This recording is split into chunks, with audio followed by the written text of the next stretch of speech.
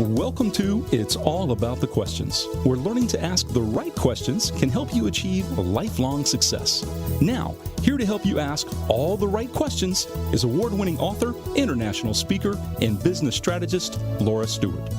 Good morning, afternoon, and evening, everyone, and welcome to the show today. This is a short week for a lot of people in business because of the Thanksgiving holidays, but for other people, it's the beginning of a very, very long week because Thanksgiving in the United States, Black Friday shopping begins now actually on Thanksgiving Day and evenings because of all the cyber selling that goes for people in retail. This is one of your strongest times of year. But for me, what this week is all about is being grateful. It's being grateful for all of my listeners who listen to me live on iHeartRadio, on WAXE, who drive around in their cars, listen to it at home, or listen to the podcast afterwards. I'm incredibly grateful for you and the wonderful reach outs that you give me saying how any particular guest on my show made a huge difference for you and has helped you shift your life. And I'm hoping that I'm sure my guest today will help you shift even more. My guest is somebody I've known of and for years from Morgan James Publishing. He wrote an amazing New York Times bestseller called Grow Regardless. Morgan James Publishing published my book, What Would a Wise Woman Do, as well. And now he's got a new book out, and I really love it. He's an author, speaker, and entrepreneur, but what I love about him is he believes that an engaged workforce is the key to unlocking human potential. And I read his current book, Shift the Work, The Revolutionary Science of Moving from Apathetic to All In, using your head, heart, and gut. And it shifted a few things for me. And I love when I get shifted because sometimes I feel I can be a little jaded because I read so much and so much nonfiction and have access to all these different people. But this book, it could be a game changer. So please, Joe, welcome Joe Mechlinski to the show. Joe, welcome. Thank you so much for having me. It's great to reconnect. It has been some time. Yeah, it certainly has. And I just love how David Hancock and the whole crew at Morgan James has such amazing authors, and I'm not saying it just because they agreed to publish me, but it just seems like over the years as their brand and the new way of publishing has come out that they are truly aligned. And I don't think there's a single person at Morgan James who is apathetic about working there. No, David's done a really nice job of building community. I mean, I remember probably more like 7 years ago, right when I was thinking about writing my first book, and after hearing no 57 times from different agents and other publishing houses, stumbled upon Morgan James. And, from the very first email I sent them to all the way to today in this next book, they've been nothing but gracious. There's not been an ounce of stress or pressure. It is the total opposite of the experience that you typically hear from working with publishing companies. And, hats off and big kudos to David for giving us all a platform and a chance to have our story heard. Very, very much so. Have you read Daniel Burrus's book, The Anticipatory Organization? I have not. It sounds like a good one, though. Oh, yeah, I can't believe you haven't read it. You have to read it. It's totally amazing. I've had the honor of having him on my show.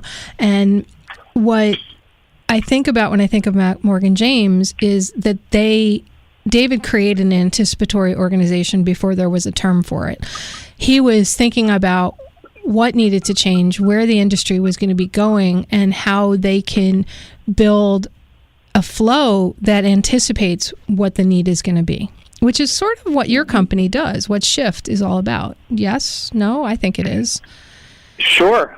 I mean, in these crazy changing times that are just moving faster and faster, I think everybody's trying to keep up, feels a bit behind, and certainly anything that you can do to be a little lighter on your feet, both as an individual and a company, you probably will have a bit more maybe ease at trying to adapt to this new normal.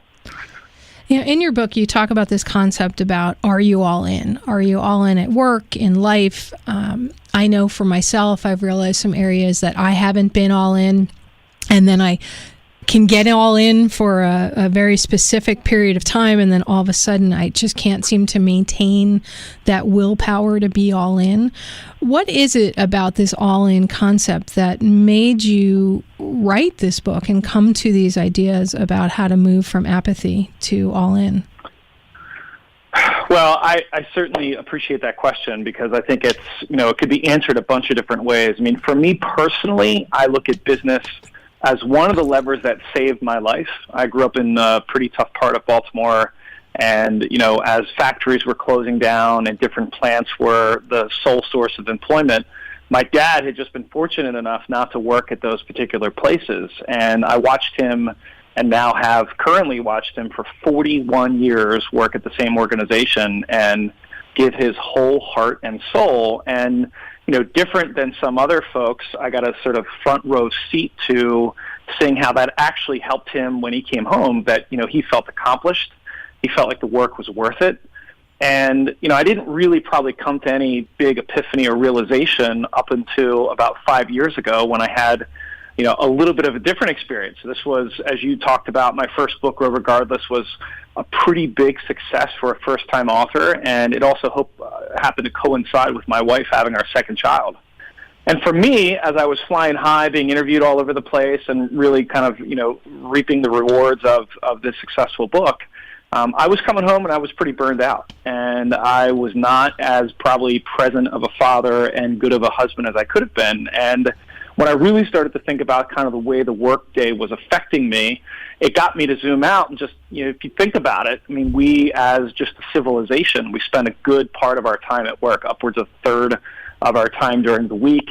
If you start to add this up over decades, you're talking about tens of thousands of hours at a particular environment or in a mode that may not be helping us. I mean, the way that we look at mental illness in this country, and depression, anxiety, and the suicide rates are going up, and there's certainly a complex system contributing to a lot of these things. But in some ways, what I saw was a lot of people with legitimate Sunday scaries Sunday night, that they really didn't want to transition from going from what they got to do over the weekends to what they had to do on Mondays. And so that all sounds good from a motivational point of view, but what we did is we started to take a little bit different approach into the science, like looking at your biochemistry and like what happens when we are miserable and we're doing things that we don't like to do. Well, what happens is the blood goes from the prefrontal cortex, the outer brain, the more evolved place of thinking where you have executive functioning and you can think for tomorrow, right, to your limbic system. And that is a fight or flight response that, puts us in this chronic state of stress. And so the more that we dug into it, what we found is that the work environments that are structured today, for the most part, aren't actually necessarily connected to the way the biology of the body works. That's interesting. It was a pretty big aha for us, for sure. Okay, explain to me how the current work environment is not. Well, when you think about it, work has evolved from the factory floor to this new information worker, as Peter Drucker would have called it. And with that came the complexity of a hierarchy, this organizational chart, top-down, command and control. And if you look at just the biology of human beings, I mean, we once, hundreds of thousands of years ago, we didn't like being told what to do. We wanted to be part of a tribe, but the idea of not exerting our creativity, our empathy, and our courage, which are three attributes connected, believe it or not, to a neuron network, a brain, so to speak, in your head, your heart, and your gut. And so everything from the way that HR is structured today. I mean, think about the fact that the U.S. is still a developed country without a mandatory policy around maternity leave, right? So when you think about, do I really stand behind the work I do in the organization? If you feel like the organization doesn't at least have your back at, like, not even a hard time, we're talking about a miraculous moment as either a mom or a dad, that's a pretty sad state of affairs. And you could go down the line of, how do we think about annual reviews? Is this something that is met with heart space? Is this something that is met with, absolutely not. But again, these are the things that happen, it's like, one of my new favorite authors is a guy by the name of Jordan Peterson. This guy has been a phenom of his book, 12 Rules to Life. And one of the things that he talks about is, we so often as human beings put so much attention towards things like vacation, things that we don't do a lot. But what if you did things every day, like the way you came home at the end of the day, at the end of your workday? Like, do you get that right? Do you do that well? Do you set an example for your kids? And if not, the question is why. And so not that you shouldn't be, responsible for your own agency or volition, but at the same time, if I went to the gym every day for 8 hours a day, 5 days a week, for 10 years, and instead of working out, I ate pizza and, drank Mountain Dew and had Doritos, it would change my biochemistry. Well, no different than this toxic work environment we also believe is having a major effect on people's physical, emotional, and spiritual health. And these things are real. And so when we talk about being all in is that you feel like you don't have to look over your shoulder. You feel like you're working in an environment of trust. It also is an environment where you're doing things that you believe have merit, you believe are worth it. And so for us, you could be a janitor and feel this exact same way. This isn't about hierarchy. This isn't about the level of technical expertise you might have. This is simply stated, do you feel like you're all in? Right. It's shifting the way you think about what you're doing in every moment and being present to it. But we're going to go right to our first commercial break. We'll be right back with more from Joe Mechlinski talking about shifting the work. Okay, Joe, you were talking about this whole concept that I kind of feel you have a quote in your book that really hit me that I thought was really beautiful. So to expand on it, you wrote, "Slowly I arrived at a place where I stopped believing things were happening to me and instead understood that they were happening for me." I kind of feel that builds off of what we were just talking about before the break, where it doesn't matter what job you're in, what your life situation, it's how you approach that instant, that action, that response that you're going to have. How does one begin to shift or even realize they're in a place where they're not all in? Well, look, we're all wired a bit differently for sure, and I'm not an academic psychologist. However, we have studied this long enough over the last 18 years to see and recognize some patterns. The first thing that I find when we're looking at organizational health and we're looking to see whether people look forward to Mondays, they're high-performing, and they're fully engaged, is to ask them one simple question. At the end of the day, how do you feel about the question, was today worth it? We stopped there right before the commercial break because it is inherently a question we're all asking ourselves at the end of a day, at the end of a project, at the end of a task. This idea of regret, it really is it's a math equation inside of everyone's head, and it's very subjective. But at the end of the day, people sort of know, or at least are closer to knowing, whether they really believe their time, like their very precious time. The fact that we all get 24 hours in a day, but no one really knows what's going to happen tomorrow. And so, being fully alive and awake to that particular concept does change the way you think. And back to even the quote that you mentioned. The 2U, 4U thing is really, how do you step away from victimhood? How do you find a way to assert your facility, your agency, your will, your responsibility for what life has given you? Now, look, let's be honest. I mean, if you're born in this country, you hit the lottery, so to speak, because you were born with an advantage that most people in the developing world will never have in some ways. But that doesn't mean like that you can't find a way on your worst day to still find what are the things that you appreciate. There's an old saying my dad used to say, which is, what we appreciate appreciates. True. And so we do think, as you talk about the kickoff of today's interview around the idea of this attitude of gratitude that everyone hopefully gets a chance to experience this week, coming at a particular issue from that vibrational frequency does change the way you think. Yet, so many people seem to never be able to get there or maintain it. And that's something that, I've struggled with my own employees when I had my tech company. I see my clients that I do strategy work with struggle.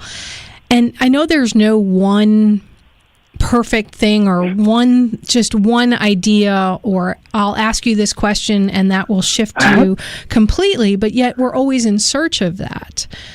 Right. And I feel like it's getting worse. It's not getting better. We're seeing more and more people, business owners, just get frustrated that they can't keep their employees happy. And they're like, I can't give them everything they want because I don't have the income levels to do that. I don't have the revenue numbers to do that. Because if they don't work and have a productive work day, I can't give them all those benefits that I'd like to give them. So how do you respond to something like that?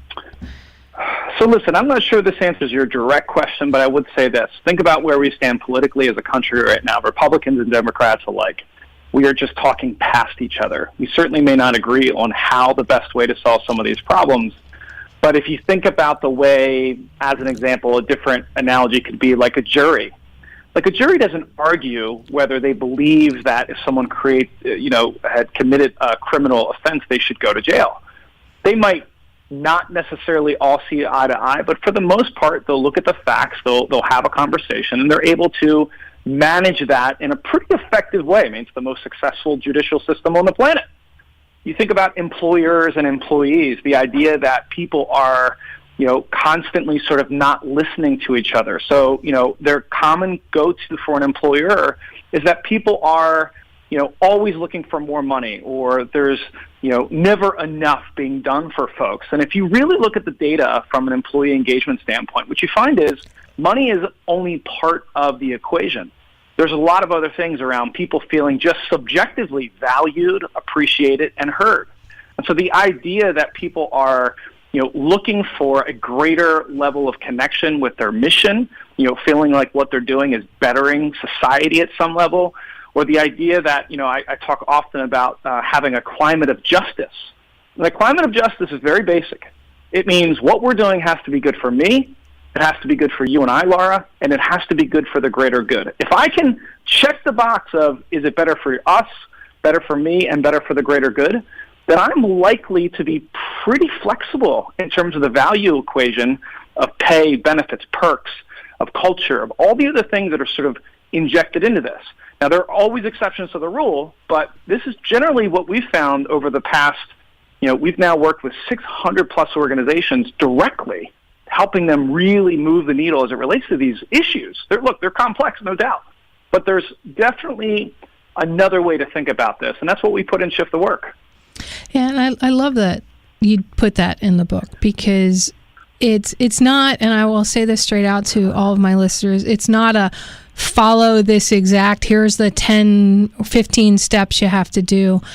It's, to me, Joe, what this book is it shifts your thinking. It begins to get people thinking about themselves, the business, and the greater good, and everybody that's around them, and thinking about it. And if a business owner is seeing signs of apathy or lots of transition in their business, you've had, like you said, over 600 companies that you've worked with over the years, small and large. What are some things they can begin to do to turn things around? Like, they're acknowledging that there's something not working well. They don't necessarily know how they're helping the greater good, or maybe they do, but they don't know how to translate that to their employees. Are there some things that you can recommend for them to start thinking about to shift? Yeah, so let's take a couple of big ideas and then a couple of really good go-do tactical items. So the first thing is, when's the last time your organization really elicited feedback from your organization? So, a voice of the employee survey or an engagement survey where, some companies do this well every couple of years or once a year, but we would encourage organizations to do this on a quarterly. And in fact, we here at Shift, I will shamelessly plug the fact that we've won a Best Place to Work award 7 out of the last 9 years, twice nationally. And it's because we listen. I mean, every week we send our team a pulse survey to ask them how they're feeling, what they're working on, where they need help. We take this a bit more, I think, seriously because of the work we do. But look, if you did this once or twice a year, that you really asked people questions, and we've compiled the top 50 questions that we really do believe help, elicit the kinds of things that you will be able to do something about. I mean, that's one idea. I mean, the second idea is a little more blue collar, which is get out of your chair, get out of your office, and go into the field. If you're an executive of an organization, let's say the company is a couple hundred folks, you're not going to know everybody's first, middle, and last name and kids' names, but you can definitely spend 30 to 50% of your time outside the office and doing some lunch and learns, of doing some office hours, of getting shoulder to shoulder, belly to belly with people, so that there are no filters between you and your management layers, so that people can see and hear that you give a damn.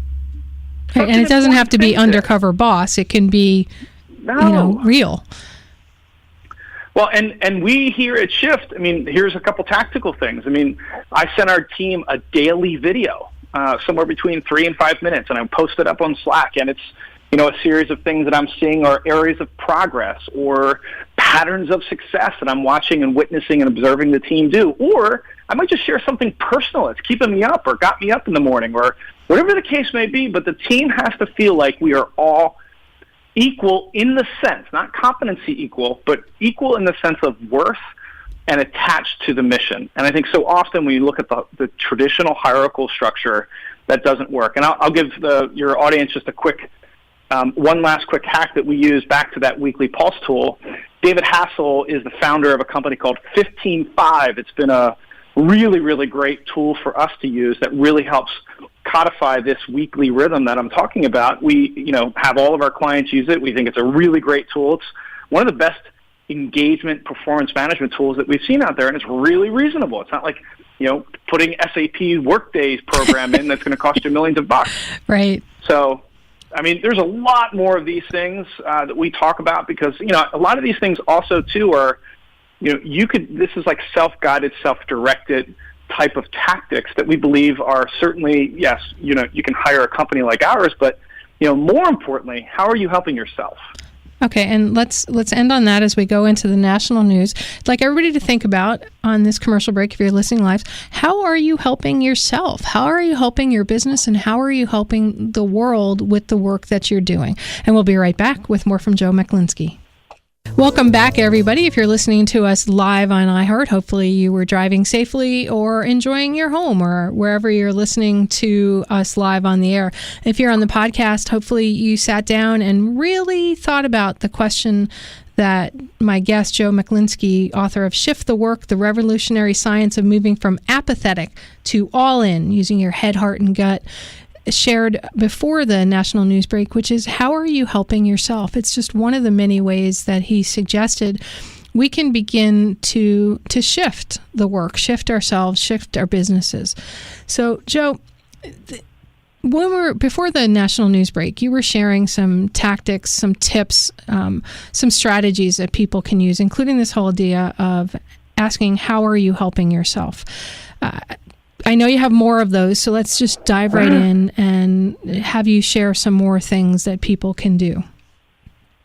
So look, I think this gets into a bit of the self-help, which is about you helping yourself. And how do you really think about the week? One of the questions that we ask in our survey is, are you really clear on what your top 3 priorities are each and every week? And no matter where you sit in the organization, you should have, I think, real enablement to answer that question. But if you can't start there, then you're likely to be sleepwalking through work. Second, if you can answer your priorities, my favorite judge of whether things are worth it or not is, are you putting your calendar where your mouth is? Not your money, your mouth. So if you were saying these things are important, how do you line that up? Let me give you a quick example. So we were working with a multi-billion-dollar organization, a well-known company you would know of. And when we asked the executives of this 8,000-plus organization, what are your top 3 priorities? How clear are you? And they said, 60% of them could say, yes, I know what my top 3 priorities are. Okay, I guess that's okay.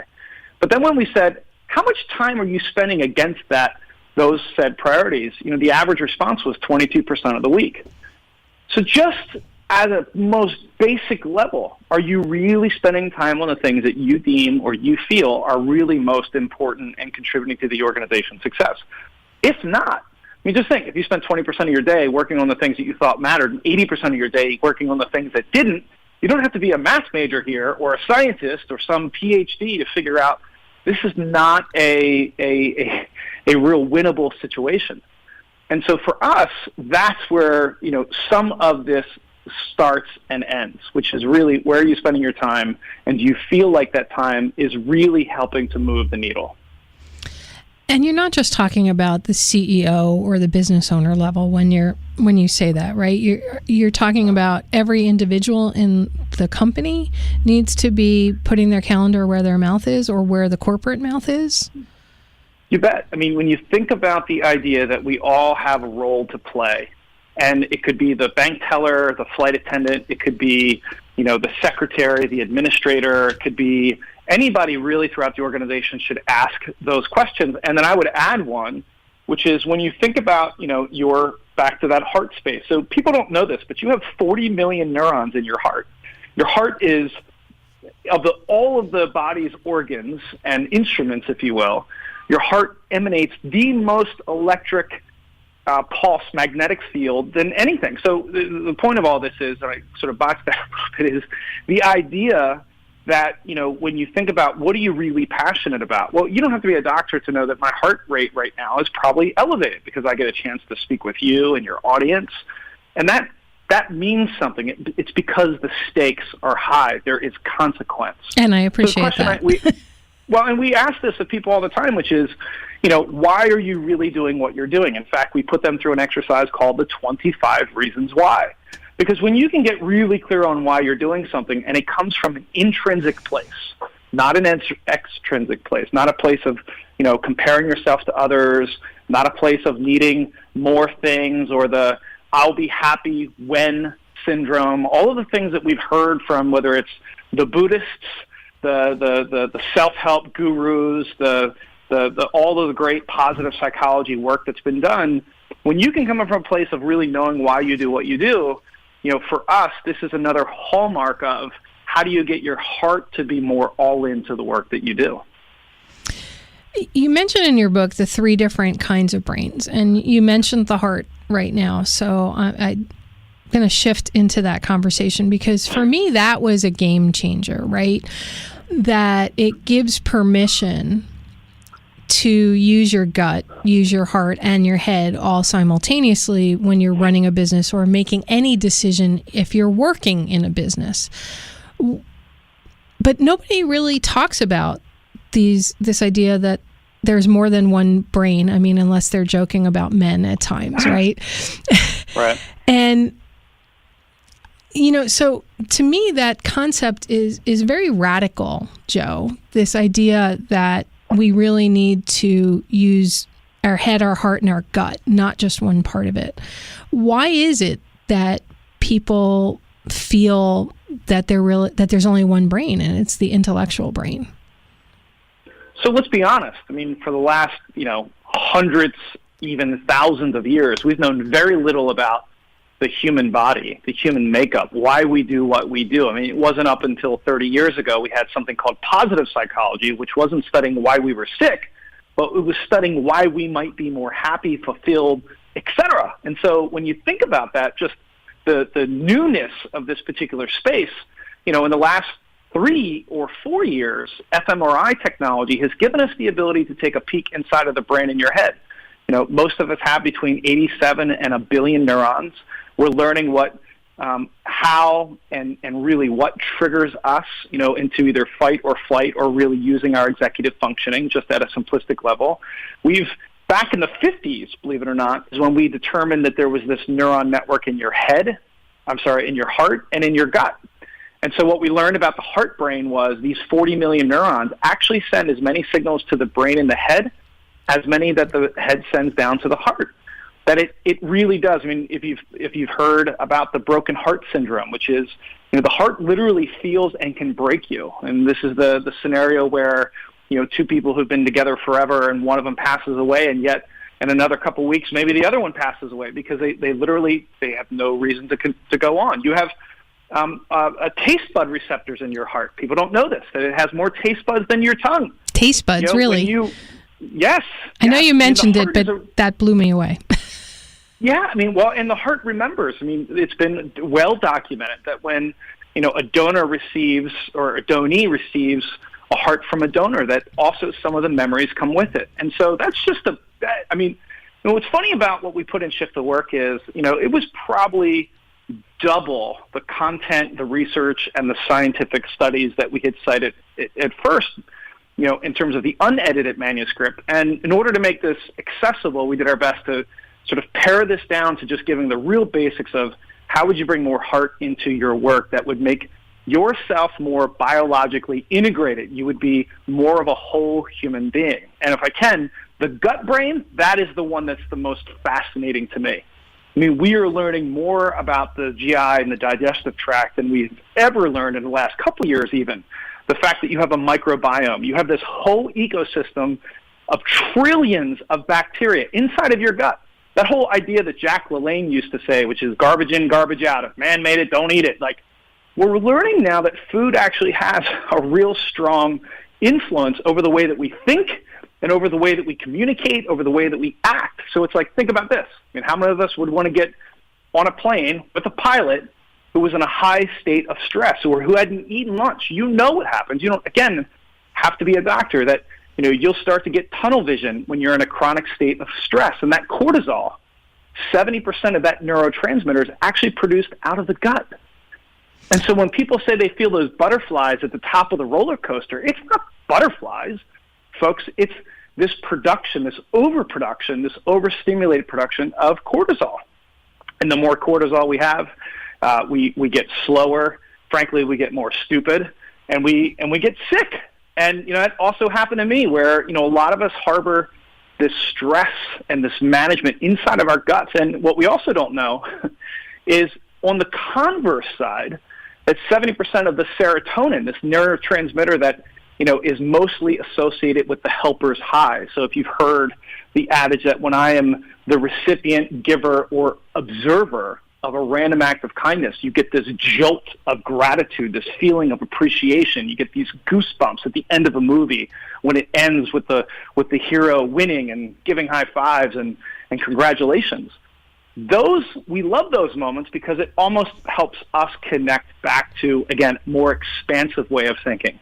That it's not just about me, it's about we. And when you ask people at the end of their life, most of the time they don't say, I wanted to work more. They don't say, I wanted more things. They say two things. Did I spend enough time with those who mattered most? And two, did I do something that mattered?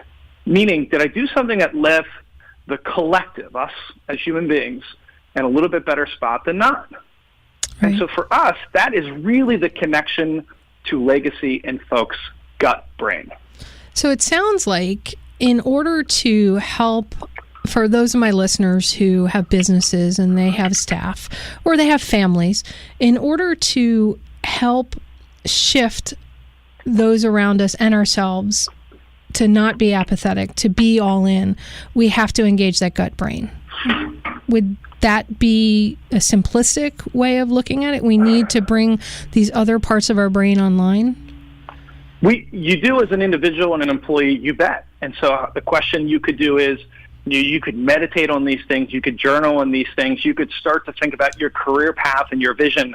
The good news is this: we put 27 exercises in the book, Shift the Work, that you could do as a self-studied guide to help you go from, as we say, apathetic to all in, using your head, heart, and gut. But if you're an employer and you're listening to this, my point of view would be this: how many of your employees feel like, you know, they are all in, so that you're sending them home better moms and better dads, better, you know, significant others, better concerned global citizens, or not? Because eventually that residue of regret will find its way back into the productivity, into eventually the profitability, and overall the performance of your organization. And that's a perfect thought to have everybody start thinking about as we go into our last commercial break. We'll be right back with more from Joe Mechlinski. Joe, you mentioned that in your book you have all of these exercises that people can do, and I love that you do that. I did that in my book as well. A lot of people have trouble writing in a book, so I'm going to tell everybody, please do it. Joe wrote this book so that right while you're reading it, it's in the book. If you're planning on, because something has really impacted you, get another copy of the book so you can pass it on and give it away to somebody. But use the option to write right in this book, because I think it'll be useful for you as you're going throughout your life. And I know you can have a journal and you can write in the journal, but there's something about writing in this book with these exercises that I think could really help all of you, my listeners, shift. And I'm giving you permission to write in the book, okay? Great advice. Yeah, it's amazing how many people feel they need permission to write in a book. I mean, I grew up, you would never deface a book. You wouldn't even break the spine when you were reading it. Forget dog-earing a page. Right. And when I prepare for these shows, I highlight the books, I dog-ear the page, I write notes in the margins, I underline things. The first time my mom saw me do it, she's like, "What are you doing?" That's too funny. Yeah, it's really, really funny how we have these ideas that come from childhood or from places we don't even realize that they come from, which leads to the conversation you start in the book. And you make this comment, stop feeding our biases, that it's so important for us to stop feeding our biases in order to be able to shift. Explain what that means. Well, sure. And again, this is from the perspective of a management consultant, an entrepreneur, not someone coming right out of psychology school. But what we think about in terms of biases, they're just patterns of thinking that have gotten you to this point based on your previous data set. So my data set as a young kid on the other side of the tracks was that potentially it might have been easier to continue to break the law as opposed to do the right thing. Right, that's a bias that I may have had, and when you think about some of the shows that we love to watch, whether it's The Sopranos or Breaking Bad, what you see there are human beings, these stories depicted and displayed about how sunk cost bias comes into play, and there's about 26 different biases that all of us could have, but sunk cost bias is an interesting one in the sense that we're afraid to move off our current position until a better option presents itself. And the problem with that thinking is that a better option may never present itself until you go make that option happen. And so when you think about your biases, whether you have a positive bias that you never see a gray cloud in the sky, or you have a negative bias where you always have a problem seeing the glass half full, we all have a propensity for these biases. And what it does is it prevents us from really unlocking a new way of seeing the world. And when we've lost that ability, this also then starts to get into this vortex of negative emotions, of a loss of hope. Seem to have lost you. Why does it even matter? Okay, sorry, we lost you for a second. You said feeding hope, and then we lost you. So, and when you've lost a sense of hope and you've lost a sense of, really excitement about the future, I mean, that's where we are finding ourselves with people who have spent decades at work, no matter what level of the organization, where they don't see work as literally and figuratively a weapon to make themselves better. They don't look at it like a gym. They look at it like a hassle.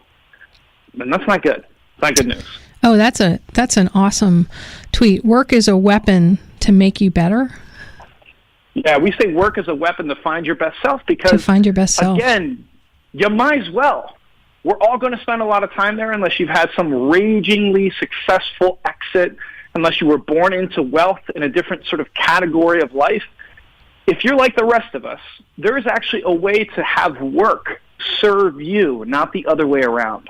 And so that's the way at the highest level of perspective that we're attempting to help organizations see their people as their most important asset, help people see that their time is one of their most important assets for them. And so if those are two truisms, the question is then how do we help remove and update the operating system? And part of it is your biases. Okay. All right. So I'm trying to formulate the best way to ask this question because I could ask it like 10 different ways and we don't have enough time for me to ask it 10 different ways. All right. Since we're getting close to the end of the show and you talked about stop feeding our biases and these different kinds of brains that we have and, was your day worth it, all of those things. Is there one thing that, and I know asking that one thing question is always a tough one, Joe, because there isn't just one thing, right? It's accumulation of all the different things. But if my listeners could do one thing today to move themselves into a place of stop feeding their biases and find their best self, is there one thing that you would say to them? I love the question, and I think I've got a pretty good answer, which is the very first chapter of Shift the Work starts off with the story of me coming home, as I shared with you earlier, and I didn't finish it, which was My wife caught me coming home, and I was in this place where, I was starting to compare myself to other people, and I just wasn't, you could just tell. You didn't, again, need to be an academic expert to say, is this guy really happy? And is he being his best self? And so she would notice the language I would use, even with the kids. Like, the kids were really young at the time. And bath time for my daughter, our first child, who was 3 at the time, was like my thing. And our son came along, and she started to hear me say things like, God, I have to watch the kids. And she's like, well, you're their father. You don't have to do anything. And then I would say, well, I have to give them bath now, and I have to change their diapers. And she just pulled me aside and said, you never said this with Ellie. And she's like, and you're a great person and a great dad. She said, don't you teach this stuff about how do you change your syntax from I have to I get to? And so when you use that language, this is a powerful tool. We don't think that words matter, but words absolutely set an emotional tone. So just think about it, right? I have a full day of meetings like you, Laura, at the end of this interview today, and I can approach those conversations like I have to do those meetings, I have to respond to those emails, I have to get back to the voicemails, or I can approach it as if I get to. Like, I get to have this awesome conversation with you and your audience. I get to leave here today and go have lunch with a guy who's massively successful, and I'm going to learn so much from him. Like, if you could start your day with the idea that it's a gift, it's a privilege, not a right or an obligation. I believe that's one of the biggest levers of engagement, quite frankly, happiness, when you think about it. I love that. I just thought of one thing that I'd been saying, I have to, and I'm going to shift it to I get to. So thank you for that. You just shifted me in that moment. And I read your book, and it just hit me differently as I heard your voice. Awesome. Well, that's great. So how do people get your book, reach out to you if they have questions or need some assistance from you? You bet. So our website is shiftthework.com. The name of the book is also the name of our company and our website. You can find us on Amazon or Barnes & Noble or any of the local, not local, I should say, online retailers.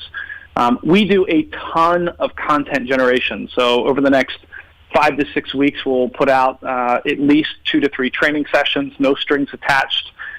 We also have a blog that we're fairly active with on shiftthework.com/blog. We give out a lot of tools, trainings, and tech suggestions, and you'll find all of that at our website. So we would love to hear from anybody who has questions. My email address is joe@shiftthework. Kind of an odd thing to hand out your email address, but I do it all the time. And if people have questions, we're here to help, and we'd love to serve. And really, at the end of the day, I would just end on this, which is, if 70% of the American workforce is not engaged, it's a stat that Gallup has been touting for quite some time. Our mission here at Shift is, what would happen if you could shift that 70% from disengaged to engaged? What would be different about the world? How would people think about their lives differently? And so for us, we believe if you can shift the way people work, you might be able to shift the way that they live. It just blows me away that there's 70% that is not engaged. And I think your book, Shift the Work, and this interview that we did today, if everybody were to play it in their office, have people in their office read the book and have a conversation around it, we could begin shifting that number. But the business owners and the employees need to be all in. And if they can't be all in, Joe, would you say maybe they need to shift where they're at? Maybe. That's a good question, and one that we get asked often, which is it really, it's like the old Winston Churchill line, which is we shape buildings and then they shape us. I do believe the environment is very important, but we also think sometimes it's less about your environment, your boss, your employees. It could just be about you. Okay, and that's how we're going to have to end it right now. So is it about you? Remember, the right questions can change your life. What are you asking today? Have a great day, everyone, and what are you grateful for? You've been listening to It's All About the Questions, starring Laura Stewart. Connect with Laura at it'sallaboutthequestions.com and download a free workbook that will help you ask better questions starting today.